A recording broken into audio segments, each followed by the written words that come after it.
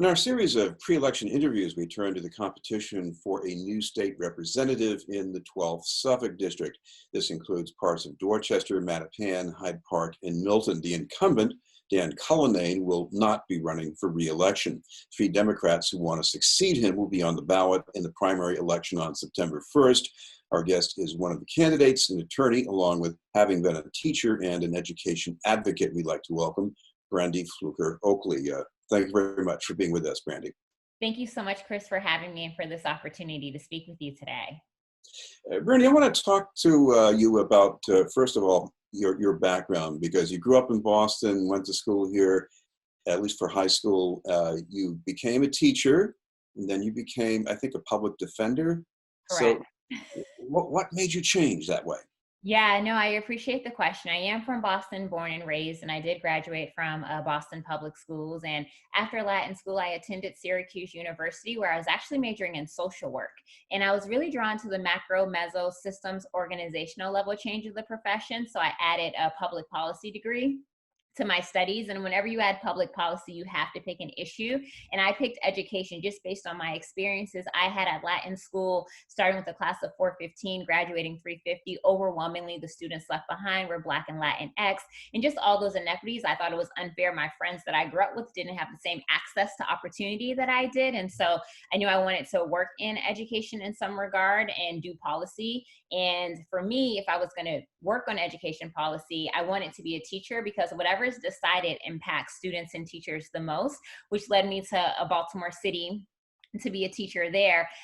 I love teaching. It is still the hardest job I've ever done. Just so many systemic inequities that didn't set my students up for success, many of which were written into the laws of the day. And so that led me to go to law school to learn more so I could be a better advocate for my community. And upon graduating from Emory Law in Atlanta, I moved back to Boston, back home, and was a public defender in our courts here. Well, I know you talked about having your eyes open to inequities in education when you became a public defender, and I'm sure you came into this expecting to see some more inequities, but was there anything else that your eyes opened to that maybe you did not expect? You know, I think two things. One is I'd be in court and there'd be two defendants, one Black, one white, committed the exact same crime, did it pretty much the same modus operandi, had nearly identical criminal histories, but the one who would receive the harsher charges and the harsher sentencing was overwhelmingly the one who looks like me. And so to see that day in and day out was certainly something that I was aware happened, but to witness it felt quite different. And then relatedly, in the lives of my clients, most of them had left our education system very early. Of my clients, two had an education of note. One attained his GED during his alleged charges. Another was in college during her alleged charges. And everyone else had left our public school system long before then. And I think it was an eye-opener that those who aren't served well by our public education system are served really well by our criminal justice system. And I did not want that to be the case, which led me to transition from the practice of law to being an education advocate. Well, right now, there are a lot of reforms in the works, especially around policing and accountability for police, but there will probably be more work to be done in the years ahead. How do you shape up, you think, as far as being able to take that on compared to the competition here?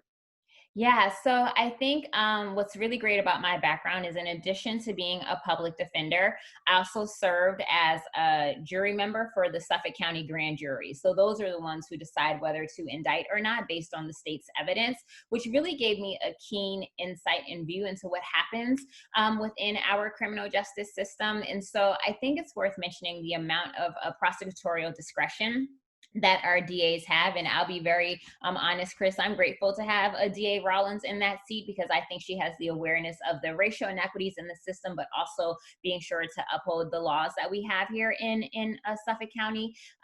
And additionally, when I think of criminal justice, it's not just about police interactions with the public or the system, but also how are we supporting those who have served their time, who have been incarcerated, to have meaningful reentry back into our community in order to reduce recidivism.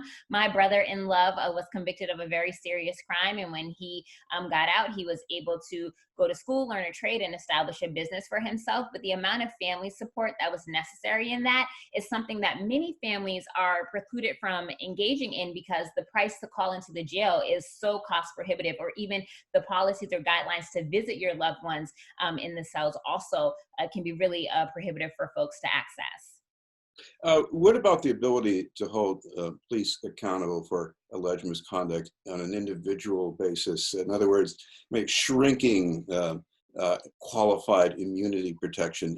Should that happen? I think during this time, we are hearing from the public loud and clear that they want accountability. And having studied criminal law, I have seen in the case law time and time again how oftentimes qualified immunity was used as a defense to preclude that accountability. And so I definitely welcome and am open to having civilian review boards that actually have real authority to make whatever decisions necessary to hold police accountable for their misconduct. The truth of the matter is, we know in any profession, there are some people that aren't living up to the values and expectations of that profession. And I believe it's incumbent upon all of us to make sure that we are rooting out those bad apples for the sake of the rest of the professionals who are serving day in and day out and doing their job with the utmost respect and authority. Well, one thing I'm sure you're hearing from voters in the district right now is that they have concerns about transportation, especially because we're still under the pandemic. What needs to be done that isn't there yet?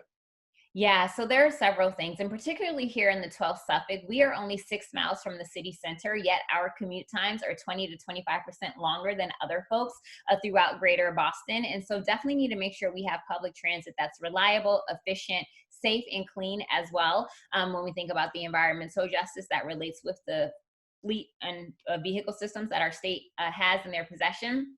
The other thing that's really critically important with public transportation, here in Massachusetts, we have a lot of regressive taxes, which means that everyone pretty much pays the same percentage despite whatever amount of wealth they may have. And so I do think it's worth exploring, particularly thinking about the pandemic and the communities that were hardest hit. Whenever we get back up and running, how can we actually provide some meaningful subsidies for our low income fare users who rely on public transit the most, but don't have the share of income to carry the burden of riding it day in and day out? Another pandemic area here concerns housing. What about extending the moratorium on eviction for renters and maybe even helping some of the homeowners?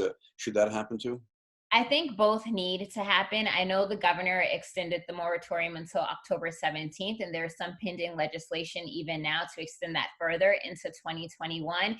And the truth of the matter is, we can't do one without the other. So we can't provide rent relief without providing mortgage relief, because for many, particularly here in the 12th Suffolk, there are multifamily homes owned by seniors, and they do rely on that income to help cover their mortgage. And so I definitely am open to a both and approach. And certainly we have to talk about a rent control and rent stabilization. Here in the city of Boston, over 70, there's a large percentage of renters here in the city. And the truth of the matter is that we have to make sure we are providing them with meaningful rent increases that they can plan for, so they're not displaced from their communities.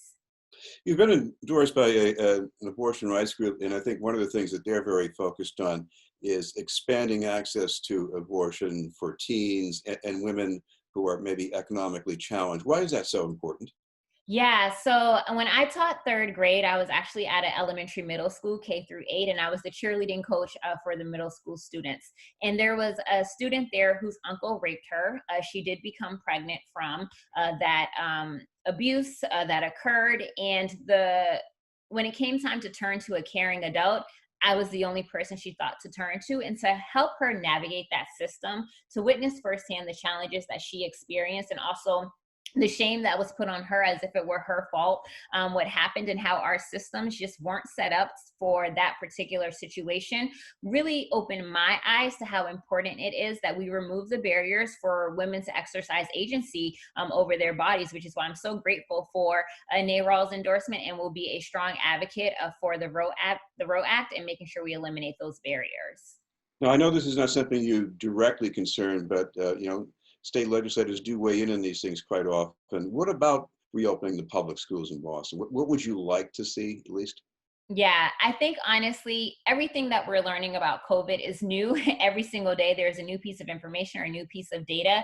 And what's very clear is that we don't seem to have the resources, or aren't willing to put them behind providing adequate PPE, for making sure that our buildings are safely ventilated for our students. And I think it's a really awful place to put families in the choice of deciding, do I want to keep my child safe or provide them with a quality education? And so until we can actually ensure that the buildings are safe, that we have adequate staffing, that we have adequate PPE and ventilation, I am in favor of us remaining remote.